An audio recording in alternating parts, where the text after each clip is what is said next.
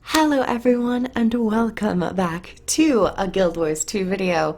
I am very excited to be back and finally able, now that I'm done with school, I have my day off right now, so I wanted to make a video about the recent balance patch. And I guess I'll say overall, I enjoyed this balance patch. There were a couple major shakeups, mainly with the Necromancer and the Warrior, which we will talk about when we get to that section. But overall, it was fairly okay. Some professions had questionable changes, in my opinion, and some didn't really receive enough changes. And some of you might be able to guess what I'm talking about. But yeah, I think we will just go in pretty much the order from the Guild Wars 2 Wikipedia and talk about each class, starting with the general and then leading into the elementalist and so on and so forth. So for the very general changes, Barrier and Alacrity both received visual effect updates, and I was really excited to see them. I thought they were going to be drastically different. They ended up being pretty similar. Barrier's just kind of more white, and Alacrity is just like slightly like a foggy, little effect. I don't think it's as insane as it once was, with like the purple flames just flying everywhere. And then items, Superior Rune of Antitoxin, that was adjusted in some way. I don't really use antitoxin, so I don't have much to say about that. So those were pretty much the greatest general changes, the visual effects for Barrier and Alacrity. I really thought they were going to be like drastically different, but they ended up being pretty similar. The first profession that we are talking about is the Elementalist. Now, not a huge list of updates, however, they did focus on adjusting a couple more Tempest traits and just touched on some random traits and a couple skills. Signet of Air can now be used without a target as a stun break. So if you want to just use it as a stun break, you can. Glyph of Renewal, the invulnerability time has been reduced to 1 second. I believe Wood and Potatoes suggested this change, and they ended up coming through with it. And in the fire trait line, Burning Rage reduced the burning duration from 5 to 4 seconds. Slightly a nerf, but it's not insane. Speedy Conduit was removed and combined with Harmonious Conduit. So this minor trait has been replaced with Gathered Focus. This new Master Tier minor trait grants 120 concentration plus an additional 120 concentration while the Elementalist is above 90% health. So you're going to want to make sure you're healed up in order to reap the full benefits of this trait. So in total, you can get 240 increased concentration just for being above 90% health, which I think is really strong, especially if you have if you're sitting at 70-80% concentration. This will definitely bump you up quite a bit. And if you're already sitting at 100, you can maybe swap out an item with concentration with a bit more damage or a bit more healing, just give you a little bit more flexibility. Next up, we have Harmonious Conduit. This no longer increases damage. It instead grants swiftness in addition to stability when you are starting an overload. And additionally, this was changed positions with Invigorating Torrents. And then Invigorating Torrents was changed in its position, but not its effect. And finally, Imbued Melodies. This is the Grandmaster trait. This trait has been reworked and is now called Transcendent Tempest. This trait reduces the time it takes to attain a singularity by 33% and also increases outgoing damage and condition damage by 7% for 7 seconds after an overload completes. So, initially, this trait gives you a faster activation on your overloads, which means when you swap into an overload, it takes less time for you to actually, channel the singularity and use the overload. And then the damage boost is pretty much in compensation for Harmonious Conduit. I think the damage is increased a little bit. I thought Harmony's Conduit only increased it by 4%. It could be 7%. I kind of forgot. But yeah, that's pretty much the whole entire list for Elementalist. Kind of quick and simple. Next up, we have the Engineer. As I say with every single balance patch video, I am not an engineer main, nor do I consider myself extremely knowledgeable about the inner workings and, you know, the functionalities of different engineer, you know, builds. So, with that being said, I'm just going to give like a very general overview with the different changes. In a general sense, they pretty much were focusing a little bit more on Scrapper, boosting its vitality, which is lost through a minor trait, and also giving it a little bit more damage. I still don't know why they are focusing so heavily on Scrapper. I haven't really played too much PvP. I'm starting to get back into it again. But I still thought Engineer was fairly tanky and sustainable and has a lot of CC capability. And they're just bumping up the damage and giving him, like, you know, cooldown reductions and trait changes. There just seems to be a lot of buffs with the Engineer in this patch. And I still think that they could probably cull some things away. Not only with the Engineer, but with the Elementalist. Elementalists are so hard to lock down and even just kill, specifically Weavers, with all their evade frames and their barriers. So, anywho, Engineer, Equalizing Blow, Electro Whirl, and Rocket Charge had their damage increased. Shock Shield had its reduction in recharge from 20 seconds to 18 seconds, which I like for PvE because you can get more barrier more frequently. Thunderclap increased damage and reduced the recharge from 24 seconds to 20 seconds. Corona Burst reduced might gained and reduced the damage of this skill by 20% in PvP in World vs. World. I think that's okay. I don't really see Corona Burst as being a super heavy hitter. I kind of forgot about this skill. But, you know, a little bit of a nerf. And then Holographic Shockwave. This is a nerf that I love. And I think many others who are not necessarily Hollowsmith mains are in favor for. Holographic Shockwave, this is the 5th skill in the Photon Forge. They reduce the radius from 600 to 300. So you're no longer going to be, like, just knocked up and, like, you know, knocked down at a massive range. It's going to be a bit more fair, in my opinion. So, you know, those were the Hollowsmith changes. Function Gyro, this is the 5th F5 skill for the Scrapper now. Increased the damage by 100%. Radius was increased to 360% and added some clarification. They also reduced recharge from 30 seconds to 25 seconds. I think this is the best change because Function Gyro was a really weird skill. Even I had difficulty using it in PvE, and I was like, I don't really want to use it because it goes on increased, you know, cooldown, and it's really, really small radius. So yeah, they changed that. They increased, well, they modified shaped charge, solar focusing lens, got some tweaks. Chemical field for the Scrapper no longer exists and has now been replaced with detection pulse for the reveal. And yeah, this is attached to the Purge Gyro. And the Sneak Gyro increased the cooldown from 45 seconds to 60 seconds in World vs. World. I guess that's okay. You know, this is a lot of stealth. Medkit can be used underwater. Health insurance was, you know, updated description to more accurately, you know, just represent what the trait does. Mechanized deployment fixed a bug. Mass momentum increased stability duration from 3 seconds to 5 seconds. I don't know why they keep buffing, you know, Scrapper. Now they're getting 5 seconds of stability instead of 3 seconds, but I guess that means you have 2 more seconds to actually strip it if you're like a necromancer.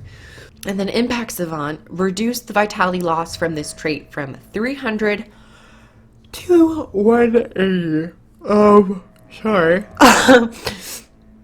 To 180. So that means you're going to get more vitality. You're no longer going to get such a massive blow to your vitality health pool. So that's pretty much engineer. Can't really go super in depth, and I don't really have a really, you know, strong emotional attachment to engineer, but you know, the changes are kind of questionable from me as someone who, you know, PvPs against engineers a lot, as many of us do. But in PvE, I do like Scrapper. It's fun. Moving over to Guardian. Remember when I was talking about how some classes that maybe are not receiving as much love, or maybe not receiving as many changes? To no one's surprise, Guardian. Guardian, I don't know what it is. They just can't get a substantial balance patch. They haven't had a rework other than the staff weapon, which just added 2 skills, one making it a ranged attack, which it should have been the entire time, and Holy Strike, which is a, you know, a better skill than Orb of Wrath or Orb of Light, whatever the second staff skill was. No, Orb of Wrath is the scepter skill. I think Orb of Light was just the staff 2 skill. Anywho, speaking about Orb of Wrath, for the Guardian, in general, they adjusted the tomes again, and they nerfed Scepter and tried to buff a little bit of Sword. So Orb of Wrath, reduced damage by 10% in PvE only. I just think the projectile needs to be faster so people can actually use it at range. The whole reason people use it in melee is because it's a fast casting weapon, but the projectile travels so slow that like you can just like, you know, delay them and stack them up. So if the projectile was just faster, and you also got benefits for staying more at range, kind of like the longbow, where it's like the closer you are, the less damage you do. But if you're at a certain range, or you know, dynamically at range now, further away, you'll do more damage. I don't know. Yeah, that's how I would fix it. I don't know why they haven't fixed it like that. Symbol of Blades they removed the double strike but increased the damage by 20%. Overall, the damage is unchanged. And then Zealot's Defense increased PvE damage by 20%. I like this. I think Sword could use a little bit more love. I think the auto attacks could receive like very minor damage buffs by like 2-3%, just for people to use the sword a little bit more. Sanctuary can now block 20 impacts. Duration is now 5 seconds, and the recharge is now down to 60 seconds, which I love and am in favor for, because Sanctuary always has had a very long cooldown. For my Firebrand build, I used to use Sanctuary as a healing ability as well, a little bit of an AoE healing ability. So this is great, in my opinion. Yeah. And then if there was one trait I would change, it's the Master of Consecrations in the Virtue. I think the Virtue line just also needs a little bit of a rework. I think Virtue and Valor, those are the 2 Guardian traits that I would rework the most. And also give a little bit more, you know, love to Dragon Hunter. So for the tomes, Tome of Resolve, the Chapter 2, the Connie Cleanse, now only does 2 Connies in PvP in World vs. World.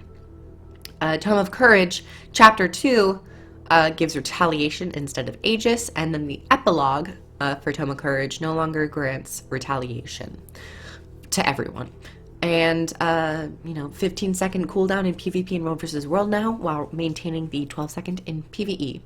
I think these changes are, you know, relatively healthy. They didn't just, like, blow out all the numbers and, you know, take it that route. They, you know, picked which boons that they wanted to adjust, and I think that it's overall, you know, a pretty logical nerf. I think, you know, objectively it's a nerf, but it's not like awful. I think it's probably for the health of the game as well. Burgeoning Flames got updated, Eternal Armory got updated, and then this is the trait which oh my god, they finally changed it. They never even changed it all the way back from Path of Fire. Stoic Demeanor. This is the Grandmaster for Firebrand, which applied slow on interrupting a foe. This now applies a stack of burning for 5 seconds and reduce the internal cooldown from 5 seconds to 3 seconds. Finally, I actually was using Stoic Demeanor a little bit, and I think it's still, I think, weaker than the other Grandmasters, but it's better. if you know what I'm saying. Like, if you want to focus on single target Condi damage, like out in the open world, just to slow enemies, even in PvP, I feel like this could be a bit better in PvP now because of the slow. So that's Stoic Demeanor. Moving over to the Mesmer, we have Chaotic Interruption, which was a major trait for this balance patch, a major focal point. And in general, they didn't really do a whole lot with Mesmer, other than a couple profound changes. Illusion of Life updated the duration. Power Spike, Power Lock now have to be line of sight. Chaos Storm now does the days on the first strike instead of it being random. And then Chaotic Interruption. Now we're going into the traits. Chaotic Interruption has been reworked. It now functions like this. When you interrupt a foe, you recharge a random weapon skill on cooldown by 5 seconds. And I haven't played around with it, but I like this trait. I like the sound of it. You're getting your weapon skills off cooldown much faster. So I'm down with that. Delayed reactions. This trait no longer grants alacrity, but now triggers on any controlled effect rather than only on interrupts. And it added a 3-second cooldown per target. Delayed reactions, interesting change. Lost time. This has been reworked as well. It now grants 3 seconds of alacrity. I think basically these were kind of just split. And then Seize the Moment. This trait, I was like, damn. Okay, so now Chronomancers are getting even more quickness share. This trait now also applies quickness in a 240 area of effect radius around the Mesmer and hits 5 targets. I want to play with Seize the Moment more now. Boon share Chronomancers. Chronomancers that focus on quickness and alacrity uptime definitely are going to want to take Seize the Moment. I think this is probably the best one for them. And that was pretty much Mesmer. Moving over to Necromancer, we have the major changes to Death Magic and the Shades. This is one of the 2 major updates for the game. And this video is going to be a bit more general rather than really in-depth, talking about each trait. So I'm just going to give you my overall impressions. First, let's talk about the Shades. The Shades now function like this. If you don't have a shade, all of your shade abilities focus around the player character. If you have a shade up, they no longer apply to the player character, but only activate at the shade location. Additionally, the shades now baseline affect 5 targets instead of 3, and in World vs. World and PvP, they last 15 seconds instead of 10 seconds. So they got a little bit of a buff. I still have issues with Sand Shades, and in particular the trait Sand Savant. I mean, I guess it's kind of better. I don't know.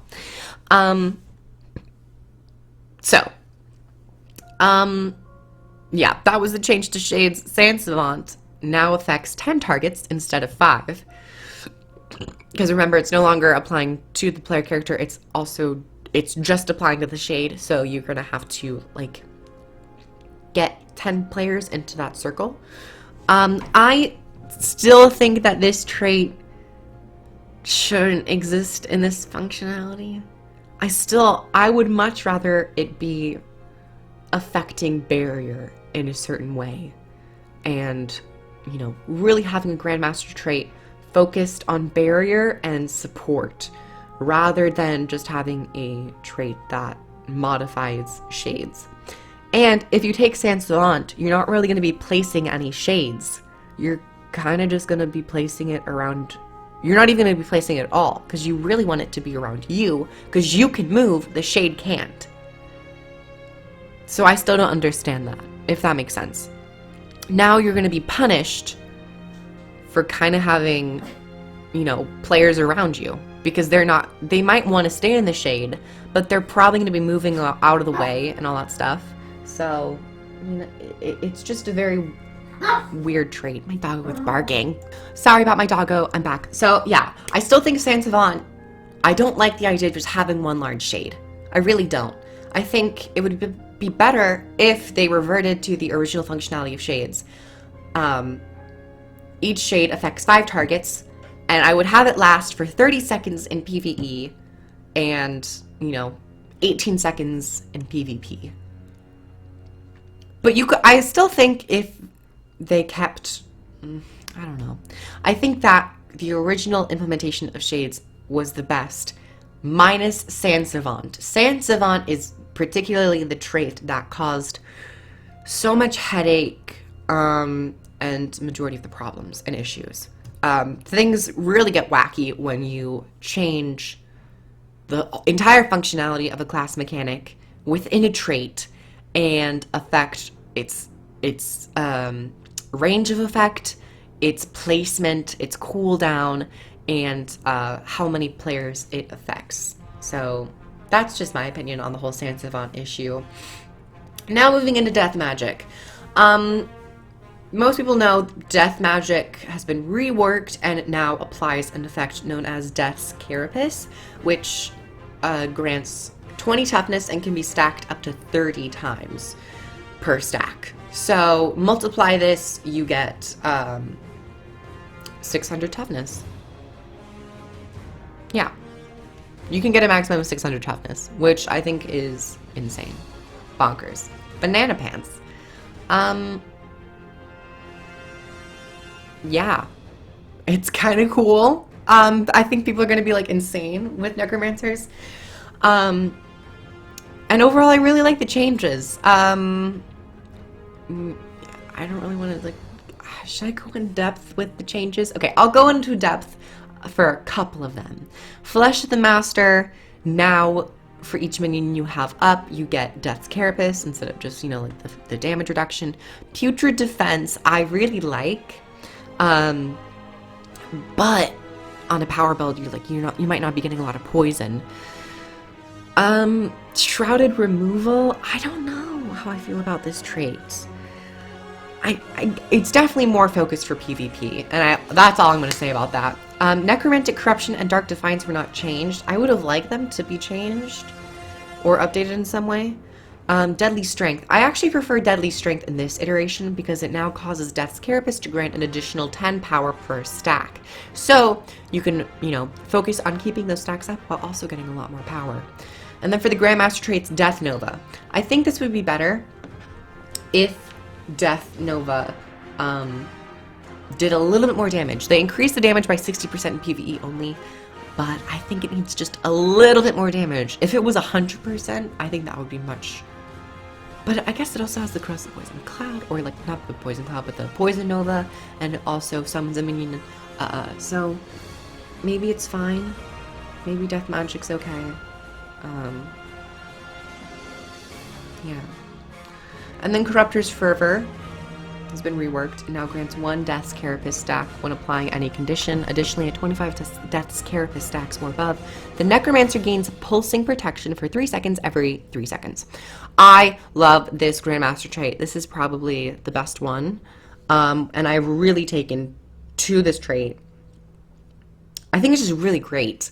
You're getting like basically permanent protection, and yeah, you can, even on a power build, you can get a lot of Death's Carapace because you're like inflicting vulnerability, cripple, weakness, a bunch of other non-damaging conditions. So that's Necromancer. I like it. Moving over to Ranger. Ranger, I think, had really great updates with the sword. The sword auto attack updated the icons. I like the icons. They're new. They're flavorful. Cool. Longbow got a little bit of a nerf, so it's kind of sad. But the Monarch's Leap, the one that shoots you, that launches you forward, is now on the 2nd skill, and it swaps into Serpent Strike. This used to be your 2nd skill was Hornet Sting, but now Hornet Sting is on the 3rd ability slot, which means that you slash your foe and then leap backwards or roll backwards. And now if you successfully use this ability, it will instantly recharge the cooldown for Monarch Sleep and Serpent Strike. So you can Monarch Sleep, Serpent Strike, then go into Hornet Sting, and then use Monarch Sleep and Serpent Strike again in a matter of like 3 seconds. It's so fluid and really, really nice to play with. And then they updated some greatsword abilities: Swoop, Counterattack, Enduring Swing. Enduring Swing no longer evades, but instead grants 15 endurance. That's pretty much Ranger. I liked it. good changes, quality changes. Revenant was Revenant. You know, I think the major changes to come from this was Coalescence of Ruin, Inspiring Reinforcement, which I love. The pulsing stability is 3 seconds now, and it increased the initial stability duration from 2 to 3 seconds. They increased the speed at which the road is built by 100%, and they increased the length from 600 to 900. Inspiring Reinforcements is now really cool looking, and it feels really nice to play with. Additionally, Forced Engagement is now an AoE taunt. Love this. Absolutely love this. I believe Forced Engagement during like the Heart of Thorns betas used to pierce, but I think they changed it before it went live to where it wouldn't pierce, and I always thought that was a little weird. And they also increased the damage reduction that you receive from taunted targets to 33%, up from 20%, which I like. So overall, Revenant, nice changes. Nothing massive, but it's good, you know. It's okay. Thief mostly got a lot of Shadow Arts updates. I think I just made a new Thief Char who I'm building around stealth attacks, hitting from the side, and siphoning. So I've been playing a lot with Shadow Arts and dagger stealth and blinding powders and blinds, and they really buffed cloaked in shadow, which I really appreciate. They increased the base damage and damage multiplier by 100% and increased the base healing and healing multiplier, well, healing by 100% and multiplier by 60%. I think if they increase the damage just by like another 15 to 20%, this would feel really great. Additionally, Shadow Siphoning increased the base healing by 62%. These two, fantastic. Love them. And yeah, those were the two key traits for me. And the other traits, I guess, were okay. They were nice. Thief has gotten a lot of love recently too. And then 2 out of 2, we're ending with the final major update, that being Warrior. Their Warhorn. I'm mostly going to talk about the Warhorn and tactics. I played a little bit of Warrior. I haven't played a lot of it, but I've dipped my toe in and messed around with the new skills. Charge and Call to Arms. Not only do I love their new skills, but the animations. I wasn't expecting them to update the animations or the skill effects, but they have. They're so pretty. And you can actually get a visual sense of how far they reach, and each skill's fairly distinguished from the two. It's not just like a blast of air. They actually have their own unique spell effects, which I love. Charge is the damage increase, and Call to Arms is the one that gives you Valor and gives you Barrier, along with their additional effects of removing conditions, giving conditions, and removing specific conditions. So those are the two Warhorn changes. Really, really like them. Stellar changes, and I might be playing with Warhorn a little bit more. In addition, with the supportive aspect of Warhorn, tactics has been changed. So if any warriors want to be a little bit more of a combat warrior medic, I think tactics is really great now. Once again, I haven't played a lot of tactics, so I can't. I've played more of the death magic change than I have the tactics change with warrior. However, I like it. I think the more focus on might generation and healing through the might generation and the new mechanics of Soldier's Focus is much more streamlined and clarity of concept, opposed to the old tactics view of like reviving players and just, you know, just having shouts and weird functions with some damage traits that don't, it just, the old tactics line was very muddy, and I think this is just more concise and specific. So the top line is mostly about damage, the middle line is more about, you know, support, healing, and might, and then the bottom line is about, you know, altering damage, Phalanx Strength, Roaring Reveille, and then Mending, Empower Allies. So those are pretty much the changes. This was a very general video just for me to, like, you know, get back into the swing of things and practice my editing skills and recording skills. Thank you guys for watching. Post your comments down below about the balance patch. I, as I've said before, thought this was a pretty decent balance patch. Other than Guardian, because Guardian never really gets reworks that I would particularly like them to see, or tweaks, changes, buffs, or nerfs that I would like to see. But other than that, pretty good, pretty quality one. Thanks guys for watching. Like the video if you liked it, comment down below on your thoughts, and I'll see you guys in the next video. Bye everyone!